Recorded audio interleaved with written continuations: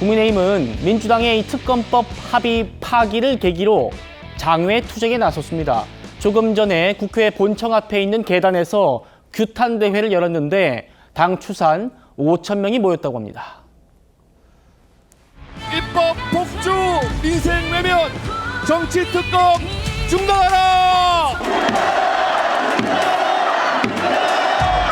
야당 탄압 독재 정치 정치 보복 규탄한다!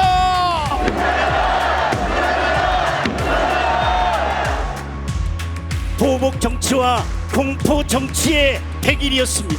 100일 축하상에 올린 것은 특검법과 체포 동의안이었습니다. 여러분, 이것은 국민의 힘이 아니라 국민에 대한 선전 보고입니다. 특검이 야당을 죽이려 하고 있습니다. 경찰이 종교 지도자를 구속했습니다. 여러분, 이제 헌법을 찍어내려 내란 특별 재판부를 만들겠다고 설치고 있습니다. 내란 특별부라는 괴물이 대한민국과 국민의힘과 국민을 삼키기 전에 우리가 막아야 합니다. 여러분, 칼을 휘두르는 우리입니다.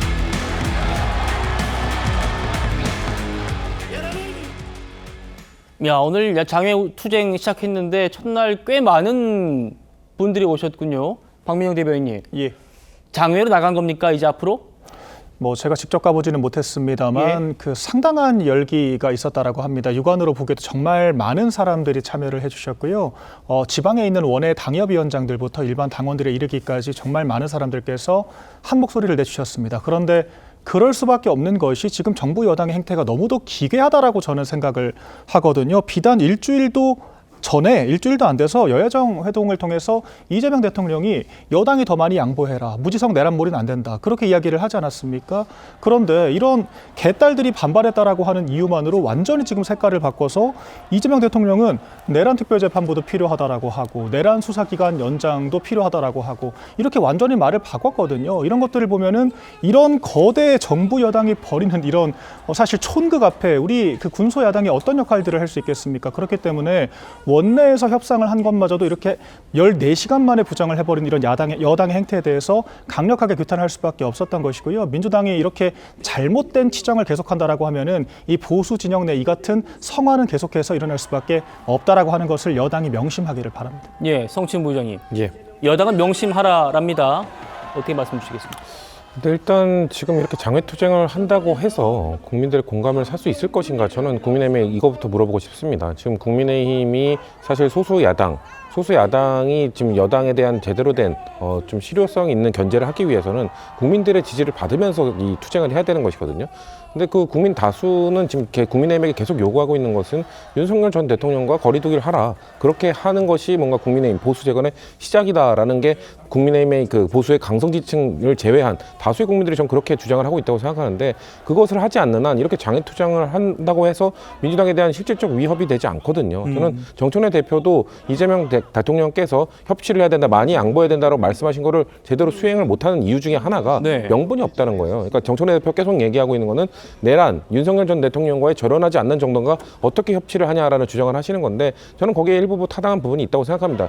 만약에 국민의힘이 윤석열 전 대통령이나 전환길 씨 같은 메시지와 단호히 거리두기를 하면서 민주당에 대해서 투쟁을 한다면 민주당이 들어주지 않을 수 없는 그런 상황이 올 겁니다. 왜냐하면 그들 뒤에는 국민들이 지지를 받을 것이기 때문이죠. 하지만 지금 이 상황에서 저렇게 장외에 5천 명이 모인다고 한들 민주당에 대한 실질적 위협이나 견제 역할은 하기 어려울 것이다라는 말씀을 전 드리겠습니다. 예. 조금만 반론을 드리자면 사실 뭐만 하면 윤 전 대통령과 전환길 씨를 지금 끌어들이고 있는데 그런 얘기가 안 나온 지가 꽤 됐거든요. 중도지향적으로 거리를 두고 있다라고 하는 보도가 이어지고 있는 상황이고, 민주당도 사실 먼저 협상을 했다라고 하는 거 아니겠습니까? 저희 국민의힘 별로 달갑지 않은 협상이었습니다. 지금 특검이 15일 늘어나나 30일 늘어나나 큰 차이가 없을 것이고 저희가 정부조직법에 협의를 해준 거거든요. 예. 그런데 이런 협상을 헌신짝처럼 내다버린 것은 정부 여당이기 때문에 이런 것마저도 내란몰이를 통해서 뭉개려고 하는 것은 적절하지가 않다, 이렇게 말씀드립니다. 알겠습니다. 국민의힘은 잠시 뒤에 다룰 그 미국에 구금됐던 한국인 문제 그리고 부동산 정책에 대해서도 신랄하게 비판을 했습니다. 들어보시죠.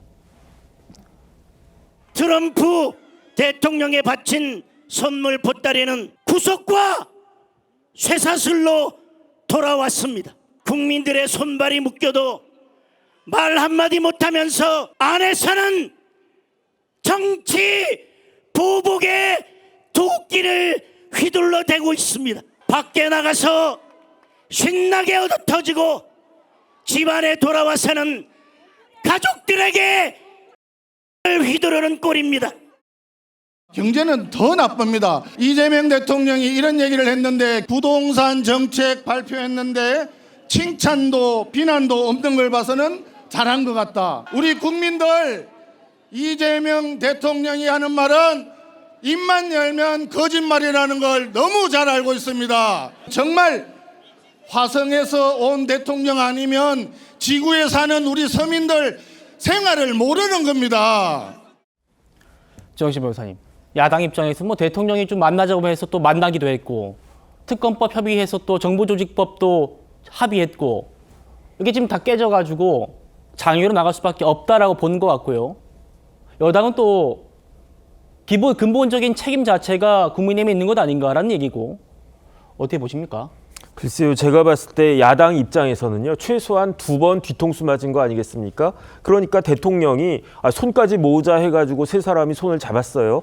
그럴 때 장동혁 대표가 그렇게 흔쾌한 마음이 들었겠습니까? 그럼에도 불구하고 야당 대표가 손을 잡아줬는데 그 다음날 어떤 일이 일어났습니까? 여당 대표가 야당을 어마어마하게 공격하면서 내란 행위로 몰면서 심지어 무슨 이야기를 했냐면 이거 위헌정당 해산 심판 청구할 수 있다 이 이야기 아니었겠습니까? 그러면 야당을 없애겠다는 것과 거의 똑같다는 그러한 이야기인데 거기서 한번 뒤통수 맞은 거고 두 번째 어쨌든지 간에 지금 정말로 오랜만에 여야가 합의를 이루어냈는데 그 합의 이루어냈는데 완전히 그 여당의 원내대표를 이상한 사람 만들어 버리면서 대통령부터 원내대표부터 법사위원장까지 저 대표부터 예. 그 법사위원장까지 저런 식의 행동을 갖다 하니까 그러니까 가뜩이나 107석밖에 안 되는 야당 입장에서는 원내에서는 할 수 있는 게 없겠구나. 그러니까 누가 봐도 저거는 원외 투쟁으로 여당이 몰고 가는 것이 아니었는가. 전 거기에 대해서 정부 여당이 책임져야 될 부분이